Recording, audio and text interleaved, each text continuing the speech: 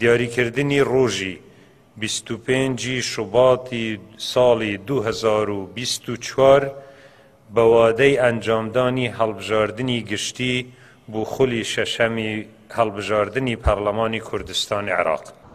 جارێکی تر سەرۆکایەتی هەرێمی کوردستان وادەی ئەنجامدانی هەڵبژاردننی پەرلەمانی کوردستانی دیاری کرد. ئەمە لە کاتێکدایە پێشتر 2 جار وادەی هەڵبژاردنەکان دیاری کرابوو کە چی نەتوانرا هەڵبژاردن لە کاتی خۆی ئەنجام بدرێت.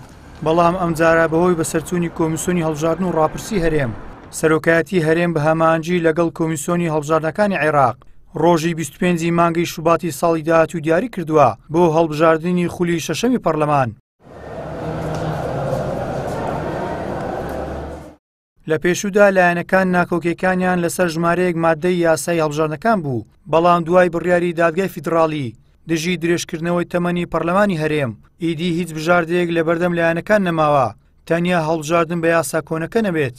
بەشێکی ئەوەی کە لە هەرێم بوو کێشەی کۆمسیۆنەکەمان هەبوو، ئێستا عێراق دەبی خۆمان لەگەڵ بارودۆخی کۆمسیۆنی عێراق بگونجێنین، ناکرێت لایەنەت و بڕیار بدەیت لە چێ و چۆن هەڵبژاردن دەکەی. ئێمە قەرارێکی محکەمەی اتحادیمان هەیە، بەپێی ئەو قەرارە پەرلەمان هەڵوەشاوتەوە، حکوومەت ئێستا کاربڕێکەرە.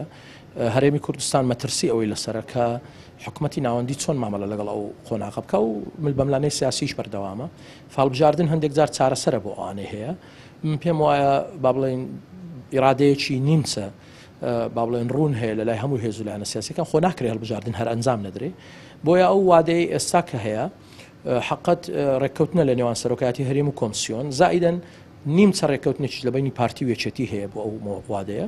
هیچ گومان تێدانە بە 25 شوبات ڕۆژێک کە تقریبەن جێی قبولی هەمووانە.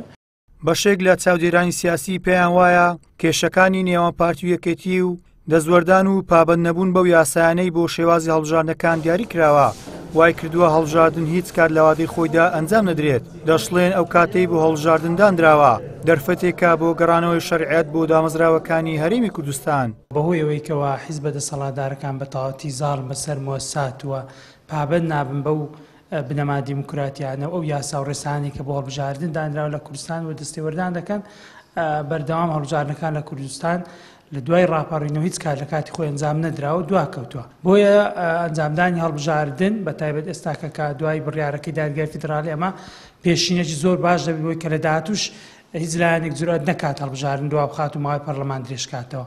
بۆیە ئەو هەڵبژاردنی کە لە ساڵی داهاتوو دانراوە ئەنجامدانی لە کاتی خۆیدا یعنی جۆرێک لە گەڕانەوەی شەرعیەت دەبێت بۆ دامەزراوەکانی هەرێمی کوردستان.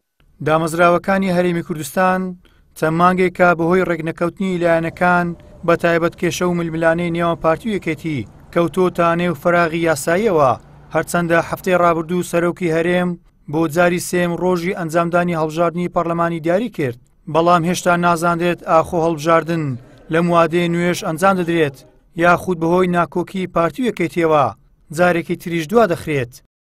گەیلان ساویر، کەناڵی پەیام، هەولێر.